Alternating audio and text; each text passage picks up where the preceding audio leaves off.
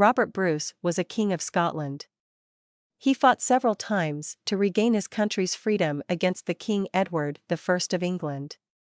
Being defeated 6 times, he lost all hope and he was very sad. To save his life, he fled away with his many faithful soldiers to a forest and took shelter in a cave.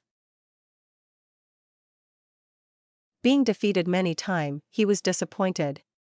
One day Bruce was lying in the cave. He was thinking deeply. Suddenly a spider attracted his attention.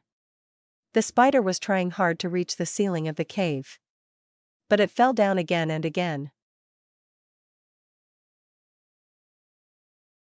In spite of this, the spider did not give up hope.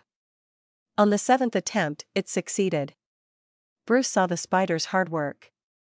This encouraged the king very much. He made up his mind again and gathered his soldiers together.